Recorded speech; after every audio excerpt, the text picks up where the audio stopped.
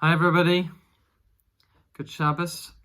Strange times call for strange methods of delivering sermons, so you get a Friday recorded message instead of a Shabbat sermon.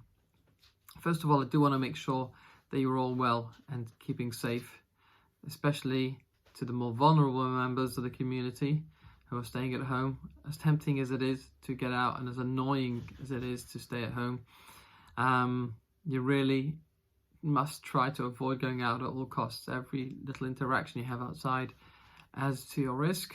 And as we say in Shir Hamalot, Hazorim Badima Barini Iktoru, those people who sow, plant in tears will reap with joy.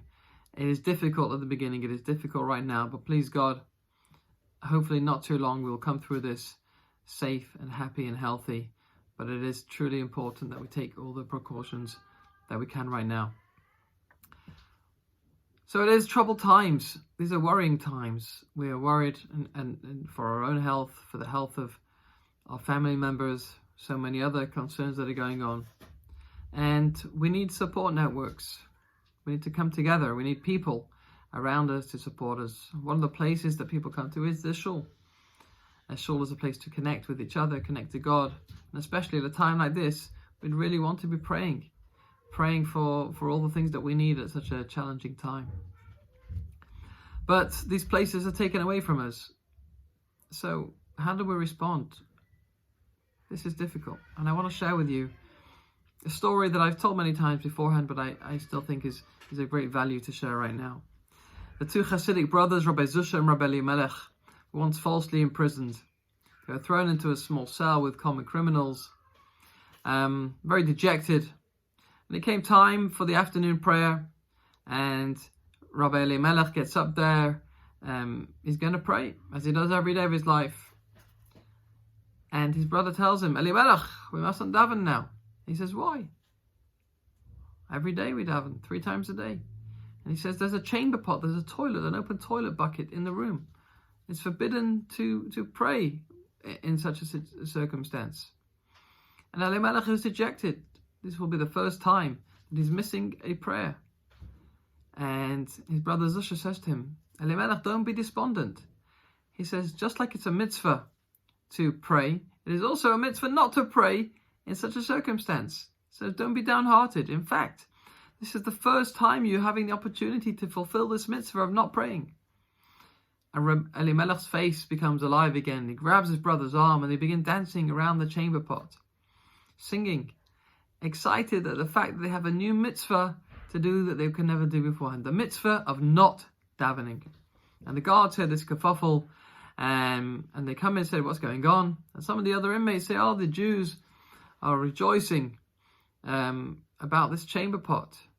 And the guard said, I'll teach these Jews a lesson. And he goes and promptly unchains the chamber pot from the wall, takes it out of the cell. And then the brothers with a twinkle in their eye say, Yetz kemedavene mincha, now we're able to pray mincha.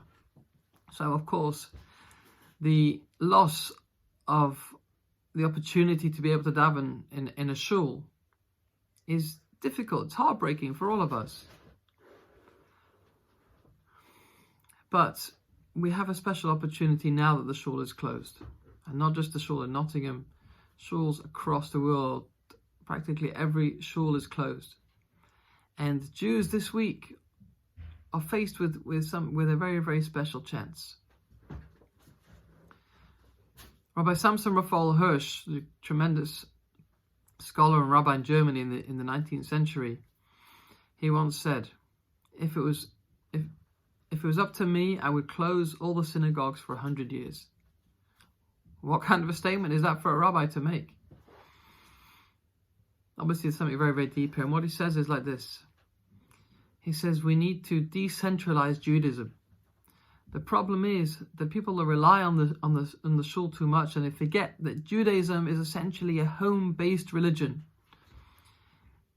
If the shuls were closed, people would build up the mitzvot and the Torah, which are applicable to the family, which are applicable to day-to-day life, and these will be strengthened. The Jewish people will be strengthened as a whole, and not just wait till they go to shul once a week to do their little bit of Judaism.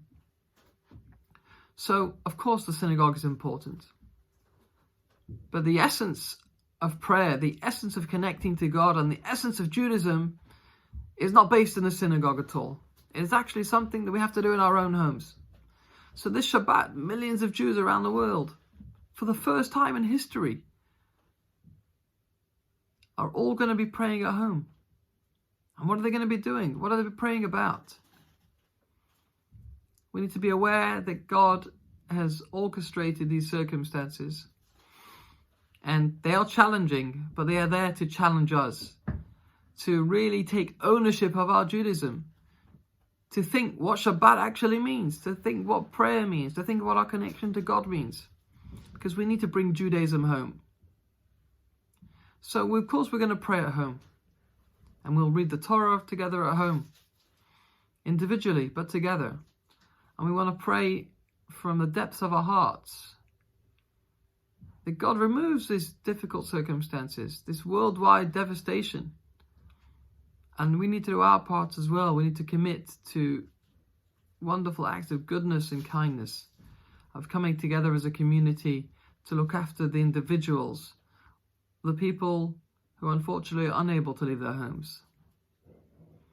And we pray especially on this last Shabbat of Adar, when we bless the month of Nisan, the month of Passover redemption, that this Shabbat should be the last Shabbat of suffering, the beginning of the ultimate redemption.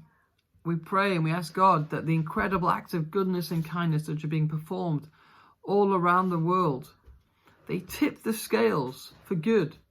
And God sees that humanity is wonderful at its core. And once and for all, we ask God to bring the ultimate redemption, to take us out of exile. And may that be right now.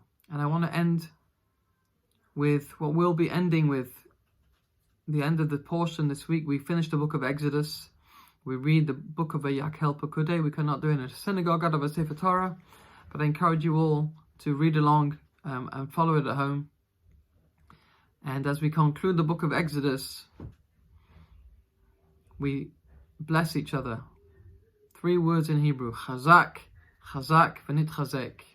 May we each be doubly strong and strengthen each other. Shabbat Shalom.